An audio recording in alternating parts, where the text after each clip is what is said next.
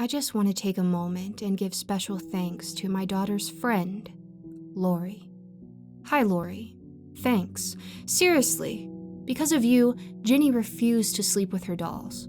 That includes the stuffed animals she loved intensely until you had to make up all those stories. That's right, Lori. You made a fellow 6-year-old too afraid to sleep with any of them. You're a terrible little girl. Not long ago, Jenny told me that Lori had been making up horror stories about dolls. I didn't think much of it. There's a lot of creepy dolls out there, and even at the kids' age, they're more than likely going to encounter some of them in the TV shows they watch. It was fine, whatever. What pissed me off was when I found out Lori was making things up about the American Girl ones that Jenny has. She'd tell her stuff like, Samantha is going to eat your cat, and Addie wants to kill your mom. And the one that really got me angry, Kirsten made your little brother sick, and that's why he died. First of all, I don't know why Lori's mother would have told her about Michael's death. That happened 4 years ago. I was hoping Jenny had been too young to remember the worst of it. Well, she did, and does, thanks to Lori. After that, Jenny came to me and said she didn't want any of the dolls in her room.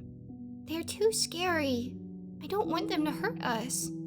My outward reaction was one of understanding. I comforted my daughter and took the American Girl dolls out and put them in the spare bedroom. I'm still getting used to calling Michael's room that. Internally, I seethed.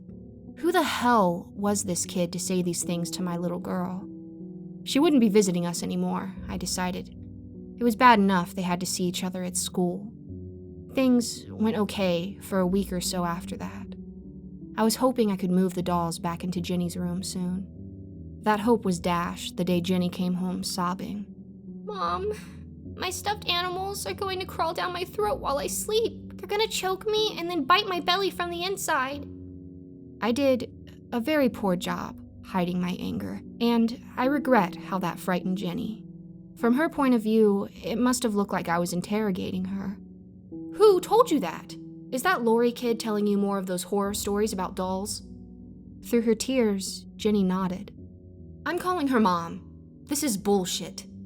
I dialed Lori's house and waited for her mother to answer. After 10 rings, she did. I explained what had been going on. She was silent while I talked. After I finished, she hiccuped and began ranting. She sounded drunk. This is none of your fucking business, Lori's mother slurred. I can't help it if your kid is a fraidy cat. Maybe if her dad was still in the picture, she wouldn't be so fragile. Now fuck off. She hung up. I was stunned. My view of the kitchen reddened and tilted as the shroud of rage enveloped me. Patrick, Jenny's dad, and my husband took his own life after Michael's passing. It was on what would have been his 10th birthday. His loss had devastated me. If it weren't for Jenny, I have no doubt I would have followed him off that bridge. I couldn't get Lori's mother's words out of my head. I tossed and turned all night, dreaming of ways I could hurt her. I thought about setting her car on fire. I thought about making an anonymous complaint about her to her job. I thought about breaking the windows of her house. But I knew those wouldn't solve anything. The thoughts were cathartic fantasies. Nothing more. I hoped this would be the end of all the unpleasantness. It wasn't. It never is. The very next day, Jenny arrived home with a cut on her forehead. I was aghast. Oh my goodness, honey, what happened? Nothing, she answered, staring at the floor. Jenny, please, who did this? I fell on the playground. It was obviously BS. I called the school and demanded to talk to Jenny's teacher. She got on the phone and tried to explain. I'm sorry no one called you, Miss Benson. The nurse aide was supposed to, but the injury didn't seem major. Kids get scratches all the time. I did my best to remain calm. What happened? Like I said, she fell on the playground. I asked if anyone pushed her and she said no. She just slipped. Who was she playing with? Her friend, Lori. Did Lori do this to her? The teacher paused. Look, Miss Benson, Ginny would only say that she slipped. A little boy who was on the other side of the playground did say that Lori tripped her on purpose, but he's been known to make up stories. I promise I'll keep an eye on their interactions, but I really think your daughter just fell. But I am sorry the aide didn't call you. I'll be sure to tell the nurse. I hung up without saying anything else. That little boy hadn't been making it up. I knew Lori had hurt my daughter. She'd gotten bored telling horror stories about dolls and had moved on to hurting Ginny directly. No fucking kid was going to hurt the one person I had in my life. Ginny was crying on the couch when I finished the phone call. I tried to comfort her. I wrapped my arms around her, which seemed to help for a little while. But she began sobbing anew when I started talking about school. She was afraid to go back. 6 years old and afraid to go to school. I was getting close to losing it. Jenny, can I do anything that would help? I grasped blindly for a solution and made a terrible mistake.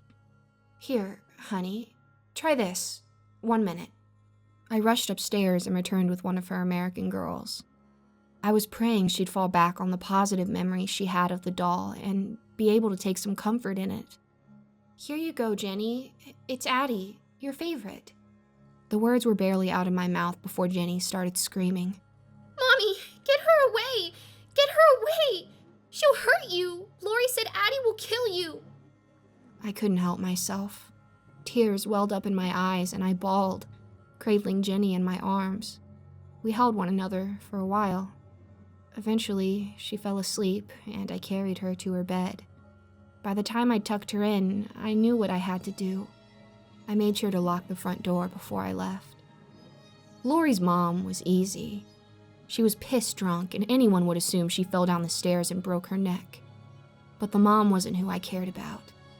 It was Lori. And she wasn't easy. She was effortless. Back home, I had one of the busiest nights of my life. In the end, though, it was worth it. I greeted Jenny in the morning with a bleary-eyed smile across the breakfast table. You look sleepy, Mommy, she remarked. I am, hun. I was up all night. Up all night? Jenny exclaimed. What were you doing? Well, something for you. I grinned. Want to take the day off school today? Yes, please. Good. I want to talk to you. Okay, she said. She sounded happier than she had in a while. I know Lori told you all those horror stories about dolls, and I know how much they scared you. And that's okay. It's okay to be scared. But the best part about being scared is getting to be brave again. And I know you're a brave girl, right? Ginny nodded. She looked curious. I just need you to tell me one thing, sweetheart. Did Lori hurt your lip? I promise I won't tell your teacher or anyone in your class. It can be our little secret.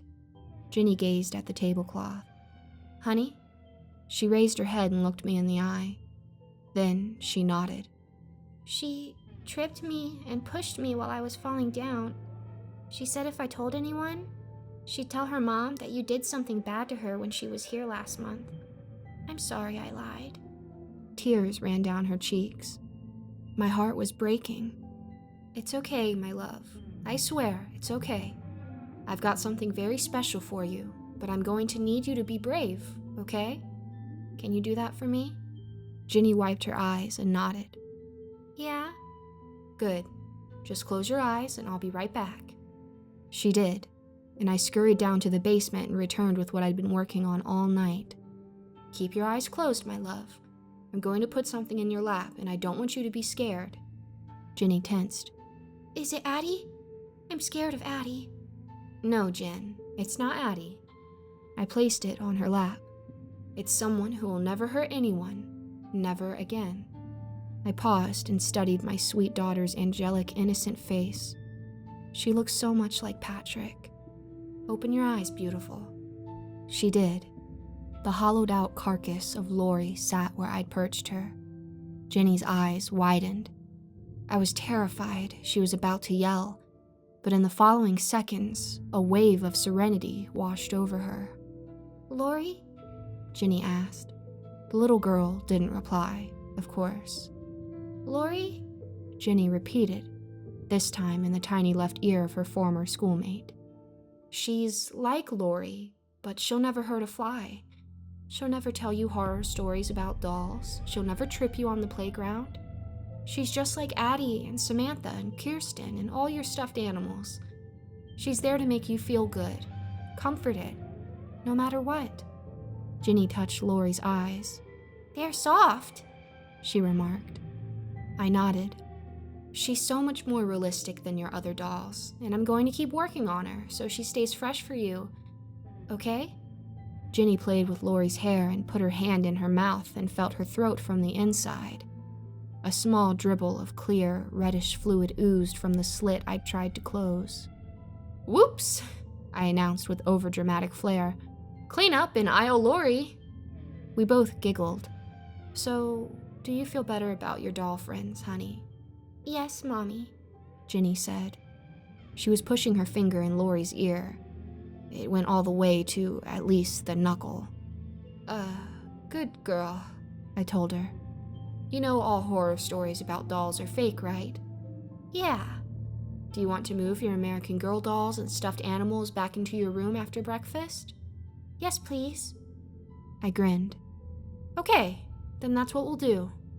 But, Mommy, can I sleep with Lori in my bed? For as long as you want, beautiful. For as long as you want.